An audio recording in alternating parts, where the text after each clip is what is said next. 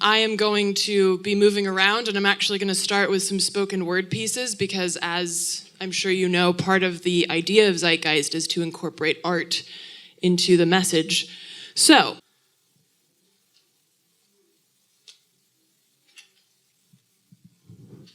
capitalist, capital miss, capital this so we can bomb that, lower so we can be growers, the bell tolls closed. Capital shift, capital rift, here's the chasm, a full market spasm, which side are you on? Capital gain, let's make it rain. Capital sane, ain't no such thing. Capital pain, that's punishment made, liberty maimed, justice by name, never deed.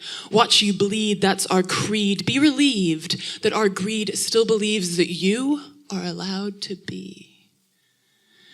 Capitalist, capital lost, what's the cost? The bottom lines preserve the guise, built on fluff and capitalist lies. You carry bars that make your cells. You carry debt that carves your hell. And this capital mirage, the sick and tired miss the dire, miss the line that links the fired to the smoking gun. The bottom lines that make the beams upon which our whole system leans are those same bars and rows of debt that keep people chained and kept. This capitalist, this 1% bliss, this list, this capital, your name isn't profitable. Your name isn't listed. No capitalist, no 1% bliss. Your capital lost. You're the cost of doing business. And business is good. And this is capitalism.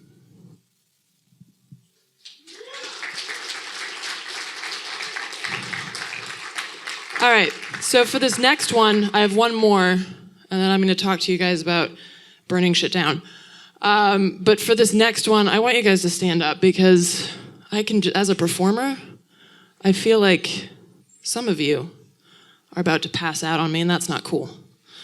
So stand up, do some like jumping jacks or whatever. I don't know if there's like a move in Australia that you guys do. Hugging, kissing, make out if you need to, if that's what your body's telling you to do. That's also cool.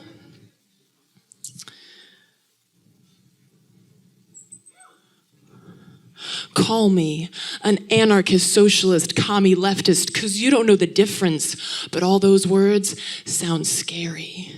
And when you call me un-American, what you're really saying is that I'm anti-war, not brainwashed or whitewashed. This is what I stand for. Outside of party lines, repeat offender thought crimes, humanity over oligarchy, fist up if you follow me. Not like sheeple, but people. Think for yourselves, rise up and rebel. Take to the streets and meet me at the corner of freedom and justice. In this fight, it's just us. Ain't no savior or prayer that can lift us up. So drag your gods from their man-made thrones, throw them out of the clouds onto the ground, and watch how they quake in the wake of reality. Like a flickering TV, weaker as you, the creator, grows stronger. Unplug and stand up. Switch homicide for deicide. Drop your idols. Grab hold of humanity. Rise. Let apathy fall by the wayside. You don't need it, that drug. Don't let it define you, not one more line of God's will. Shrugs and brain spills. Rebel. Because you know it's the only way that this will get better. Fuck keep calm. We're yelling, propelling forward, putting people over profit, planet and peace, over putrid holes filled with cheap plastic, bombastic nationalistic shows of a hollow pride. Yes, we need outcries at least, trials for war crimes instead of libraries named for trigger-happy fools, illiterate tools who couldn't spell their way out of elementary school. We're children left behind, Sieg Heil, to monopoly men on high, learn how to stay in line and count time based on 8-hour workdays, 365. And yet as we toil, our minds shrink and spoil, well below average, like Forrest Gump, just a hunch. But maybe those trillions we spend on bombing and drilling could go into filling our kids with knowledge. But that's American exceptionalism. Number one at war, we're good at killing people. Number, fuck science and math at everything else. Excelling at failing, freedom derailing. Think closing your eyes will keep us from crashing? As we roll just rehashing all the mistakes that dug us this grave. Am I fucking insane to think blood mixed with oil will stain our future, our name, fuck our hearts and our brains? That the poison born of Agent Orange shouldn't be sprayed on our food. We stack alms at the steeple while people just outside starve in the corners they carved from a precious foundation founded on hope and change, crumbling, stumbling. These facades can't save us for long. So, ain't it strange that patriots named for every war waged, these freedom crusades that make us less safe, less free and less brave, and we, those for peace and a life without chains, are un-American. Me, socialist scum, feminist cunt, destroyer of American dreams.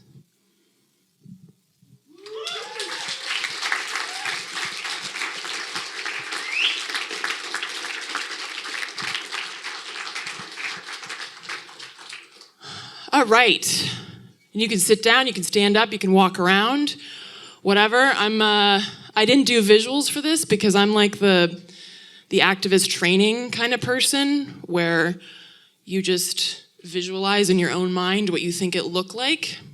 That's kind of my excuse for not having visuals. So, and you've also seen a lot of beautiful visuals of what an RBE will look like, and I don't have anything that graphically inspiring.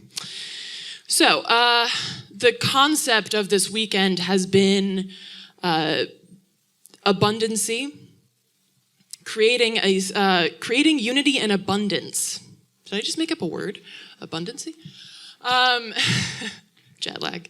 So creating unity and abundance, and being that I'm a total contrarian, I'm going to start off by saying that it's not about creating unity and abundance. That's sort of like a builder saying that they don't have enough inches for a house. Unity and abundance exist. The problem is it's about creating systems that promote and provide that unity and abundance, which you probably already got that from this weekend. So there are two trajectories here. Either capitalism will kill us or we will kill capitalism. There is no third rail for a system that is built on oppression and extraction. So in the wake of these fallen systems, this sort of necessity of mankind is to build something that's kind of sort of like what just burned down. And that's based on our needing to have this sort of mental comfort, wanting to feel like, oh, I sort of recognize this hierarchy, it feels comfortable to me. But of course, we know that that's not going to work. We can't emulate a corporate hierarchy, a capitalist hierarchy, if we want to actually move towards this unity and abundance. So, in order to extract ourselves from what I like to call insanity's loop, God, war, oppression, extraction, God, war, oppression, extraction, we have to release these buoys of ideology and isms, and we have to become anarchical in our ideologies. And that doesn't mean that we have to become anarchists, even though I have a lot of love for anarchists. It means that we have to not tie ourselves to any one ideology. And I know that that might seem scary, especially since a lot of you feel that the Zeitgeist movement is your ideology. But what's important is to recognize that when you tie yourself to an ideology that tight, you become sort of like a religious zealot, and it can be as dangerous when you're confronted with new facts and information. These ideologies come pre-packaged with self-preservation mechanisms, and you won't want to recognize that new fact or information because it goes against what you've decided is your understanding of the world, as opposed to how the world is actually changing and evolving. And so Pataka called this the solidarity of the shaken, and the idea is that when you release the buoy of gods or goblins or ghouls or faith in the system or any sort of ideology that's very strict, you fall into this nihilistic space, this abyss. And from there you rise to stand on very shaky ground, but you stand with each other on that shaky ground. And this understanding that when we release our ideologies and when we release that faith, that blind faith in any sort of ism or the system, we can find each other. And that sounds a bit hippy-dippy, but it's worked, and it also is the only way that we can move forward in a very quickly changing world, particularly as we get closer and closer to the fall of capitalism, and certainly after the fall. And part of this is also about adapting smart, being fluid in how we adapt. I mean, anybody will tell you that adaptation is a cornerstone of evolution, which is great. We're all here because our ancestors and their ancestors or whatever adapted to some crazy shit like weather or whatever. But now that we're in this capitalist downturn, we're adapting to shit that is not evolving us. We're adapting to things that are actually indicative of devolution. So an example is like you go into work and they're like, I'm sorry, we just can't do healthcare anymore. So you're just gonna have to get used to life without it. And a lot of people, particularly in the US, I actually don't know if that makes any sense to you. I heard Breaking Bad did very poorly in the Europe because people were like, wow, why would you start making meth? We just have just go to the doctor. But like, okay, so we don't have healthcare anymore. Okay, well, most people will be like, well, at least I have a job, so I'll stick with this because I want to make sure that I make enough money to survive, and I'll adapt to it. I'll make it work. That's an example of adapting poorly.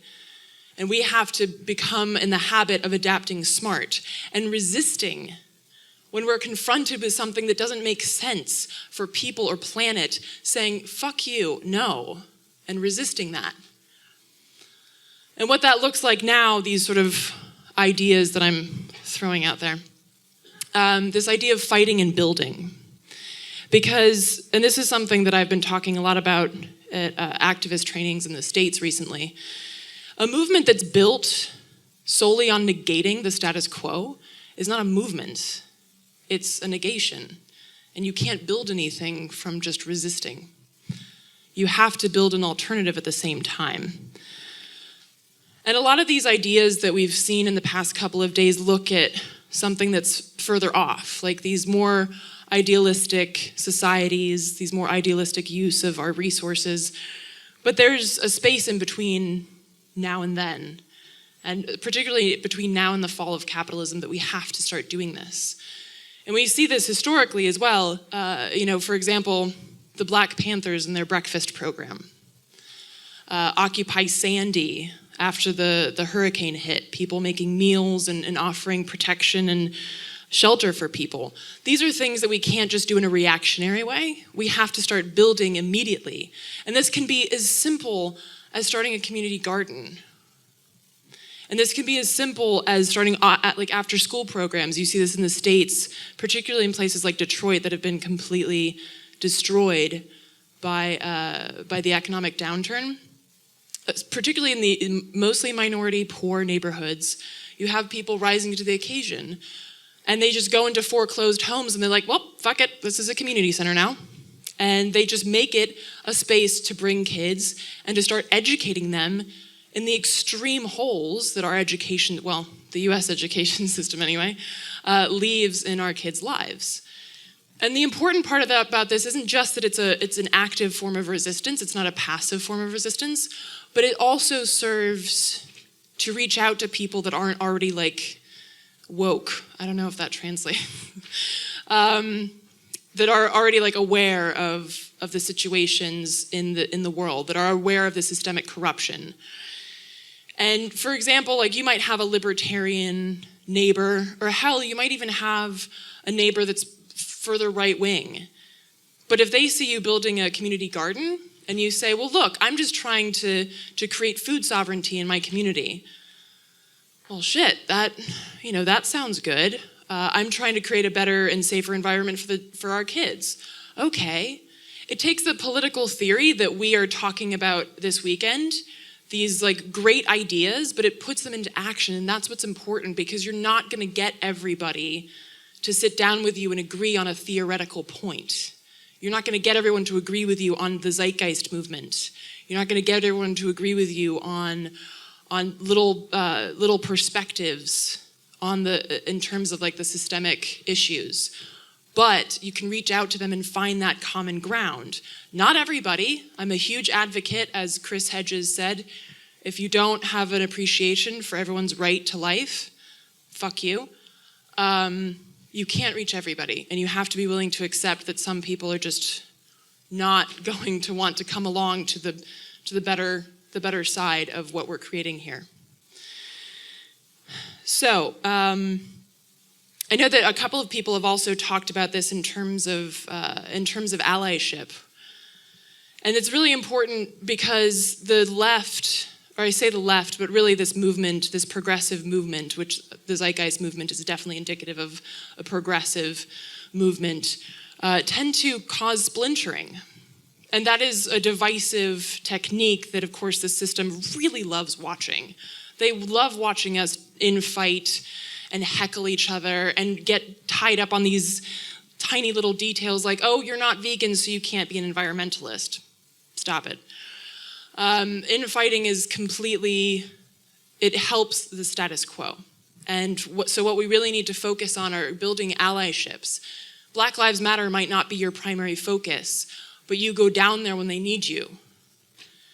Blocking a pipeline might not be your main focus, but you go down there when they need you.